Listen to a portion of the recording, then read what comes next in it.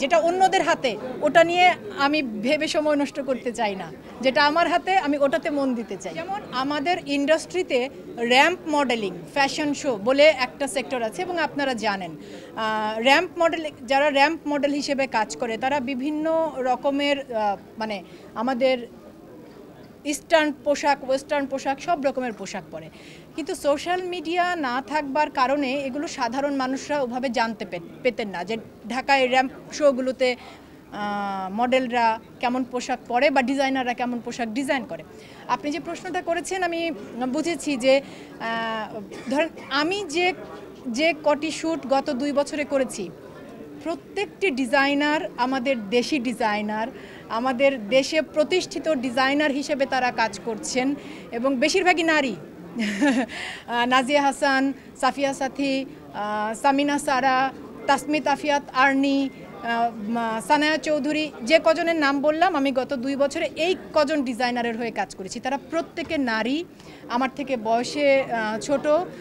আমার তো এটা দারুণ লাগে যে আমাদের দেশের ডিজাইনাররা বিশ্বমানের ডিজাইনারদের মতো পোশাক আশাক তৈরি করেন এবং এই শহরে তাদের পোশাকের একটা বিশাল শ্রেণী আছে, গ্রাহক শ্রেণী। আর ওই যে আমি যেটা বলছিলাম যে আমি তো একজন পেশাদার অভিনেতা এবং মডেল। আমি যখন এমন কোনো চরিত্রে কাজ করব যে চরিত্রটা ছেঁড়া তেনা শাড়ি পরে থাকে, তখন সেই চরিত্রের অনুযায়ী পোশাক পরব। আমি যখন এমন কোনো চরিত্রে কাজ করব যে চরিত্রটা এই শহরের ডিজাইনারের সবচাইতে কি বলবো গ্ল্যামারাস পোশাক আশাক পরে কাজ করে, আমি তখন সেই চরিত্র অনুযায়ী পোশাক পরব। আমি শুধু কি বলবো, মানে আমাকে দিয়ে দেখতে পাওয়া যাচ্ছে যে একটা দেশে, আমি এটা এই জন্য বললাম এই ডিজাইনারগুলো এই দেশের ডিজাইনার, তাদের হাউস এই শহরে প্রতিষ্ঠিত, তাদের কাস্টমার এই শহরে আছে, তাদের পোশাক এই শহরের মানুষ পরে। এটা হয়তো আমাদের দেশের বাকি 64টা জেলার দর্শকরা জানতে পারতেন না আগে, এখন সোশ্যাল মিডিয়ার কারণে জানতে পারছেন। এভাবে কি ভাবা যায়, এভাবে কি বলা যায়? আমি তো মনে করি যে আমি আসলে অভিনয় করবার চেষ্টা করে যাচ্ছি মাত্র। সমাদৃত হওয়া না হওয়া এই সব বিষয়গুলোই আপেক্ষিক। আমার কাছে যেটা গুরুত্বপূর্ণ সেটা হচ্ছে আমি আমার কাজটা ঠিক মতো করবার চেষ্টা করছি কিনা, ওটুকু আমার হাতে। তারপরে বাদবাকিটুকু সমাদৃত হওয়া, প্রশংসিত হওয়া সব অন্যদের হাতে, যেটা অন্যদের হাতে ওটা নিয়ে আমি ভেবে সময় নষ্ট করতে চাই না, যেটা আমার হাতে আমি ওটাতে মন দিতে চাই। আপনি যেই কথাটা বললেন যে নানা জায়গায় কাজ, এখানে আসলে এখন আমি 2005-এ আমার পেশাগত অভিনয় জীবন শুরু করেছিলাম সিসিমপুর দিয়ে, অনেকবার বলেছি, আপনারাও সবাই জানেন। সেই 2005 থেকে আর কদিন বাদেই 20 বছর হবে। এই 20 বছরে সেই প্রথম বছর থেকে এই বছর পর্যন্ত আমি শুধুমাত্র অভিনয় আর মডেলিং ছাড়া আর কিচ্ছু করিনি। আর কোনো কাজের সাথে, কোনো কিছুর সাথে আমার কোনো যুক্ততা পাওয়া যায়নি।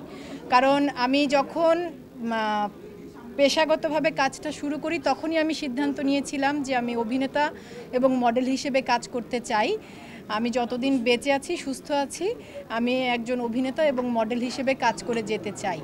এবং এই 20 বছরের মধ্যে যেটা ঘটেছে যে যখন আমার কাছে যে কাজের প্রস্তাব এসেছে অভিনেতা হিসেবে, কখনো মঞ্চ থেকে, কখনো টেলিভিশন থেকে, কখনো চলচ্চিত্র, কখনো ওটিটি, এবং মডেল হিসেবে স্টিল শ্যুট বা বিজ্ঞাপন চিত্র বা ওভিসি, যখন আমার কাছে যে কাজের প্রস্তাবগুলো এসেছে তার মধ্য থেকে যে কাজগুলোর ব্যাপারে আমি আগ্রহ বোধ করেছি সেগুলোর সাথে যুক্ত হয়েছি।